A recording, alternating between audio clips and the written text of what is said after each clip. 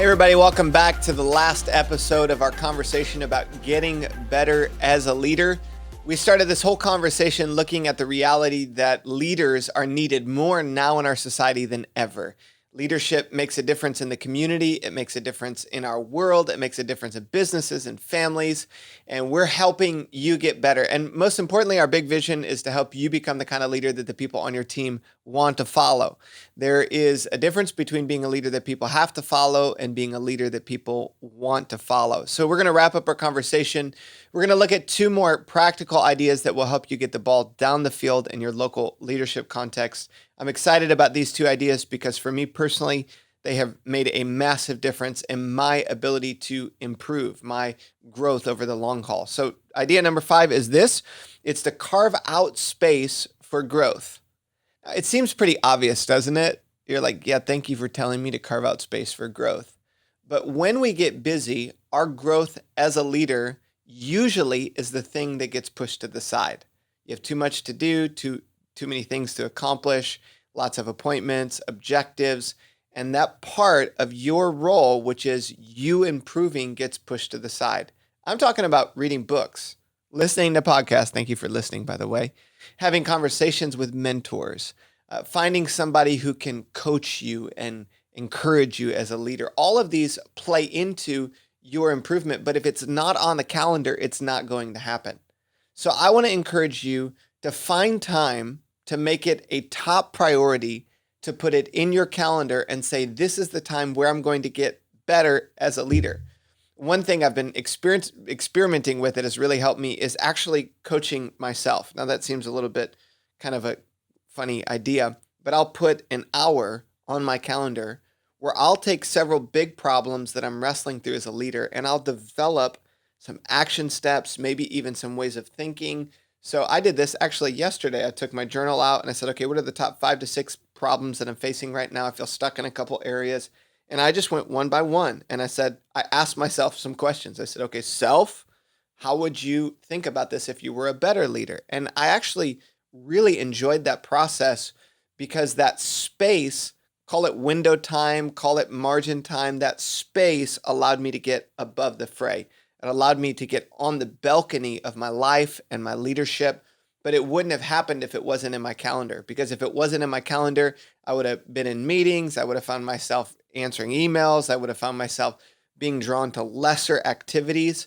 And I have discovered for me personally that when I schedule the time, when I carve out the space, it makes all the difference. So as you pick your area of growth, use that space, an hour. I want to encourage you to pick an hour to 2 hours a week that you're focused on growth, taking notes, you're thinking, meditating. And this would be different than your spiritual practices. I also find it very helpful every day to have a time for me as a pastor where I'm reading the Bible. And this is not just a pastor thing. This is a follower of Jesus thing where I'm reading the Bible and I'm praying. And I have found that Jesus is better at life than anybody else. He has better instructions and he has so much to say about both life and leadership. And that 1 hour a day for me has been phenomenal for my growth over the long haul. But I also take time, in addition to that spiritual focus, to focus on leadership, where I'm reading books like Good to Great by Collins, or I'm reading Lencioni's books or listening to podcasts on leadership. And that dedicated space helps me improve. That's idea number 5, carve out space for growth. Idea number 6, and this has been another conversation I've been having with several mentors and coaches, and it's to clarify your yeses and nos as a leader, to clarify the things that you say yes to and the things that you say no to. Now, if you're able to, probably a lot of you are walking or driving or working out, but if you're able to, I want to encourage you to write down on a piece of paper a funnel. And I want you to think about your leadership from a funnel when you're making decisions. And actually, as you go down the funnel, you can think about your leadership in terms of years or decades. And what I've noticed is that when you start in the journey of leadership, you're saying yes to a lot more things. But as you continue, that funnel narrows. By the time you've been leading for 20 to 30, maybe 40 years, there should be fewer and fewer things that you're saying yes to because you've clarified your calling more. And on the front end, we've had younger leaders that have come into our organization, and then leadership development is a huge value. I remember one time there's a younger leader who had asked to get mentored, and I said, "Yeah, sure. Well, I'll mentor you. How about this project if you want to take this project?" And he's like, "Oh no, I have too much on my plate." He didn't want to take on the project because he had too much on his plate, but that project was the means by which he would have been mentored by me or by another person on our team. So he said no to something he should have said yes to.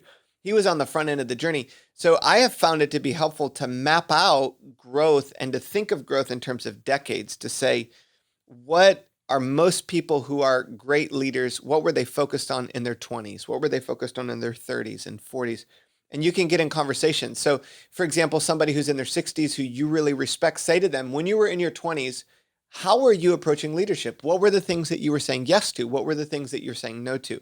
So if you organize your yeses and your nos based on vision, based on values, based upon the stage of life that you're in, the season of life that you're in, I would also add to this that sometimes as a leader, you get unhealthy. At least I have in seasons of my life. I'm talking emotionally, spiritually. And when you get into that place, you're saying no to a lot of things and yes to a few things so that you can get healthy again. Also, I would encourage you to think of this in terms of priorities. So there are things that are more important than other aspects of your life, and saying yes to the right priorities, and you're getting narrow in your focus over time, starting wide, going narrow over the years and over the decades. Clarify your yeses and your nos. As you do this, you'll continue to improve as a leader. What do you need to say yes to? What do you need to say no to? And where is the time in your calendar for growth? Just think about those questions, apply them. Again, this conversation is aimed to help you get better as a leader and to help you improve in your context as a team.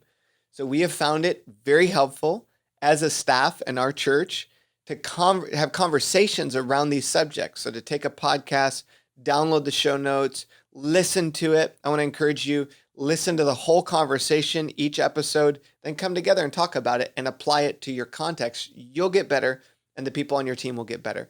Hey, I hope that you found this helpful. I hope that you've gotten some really practical things that you can do this next month to apply into your context.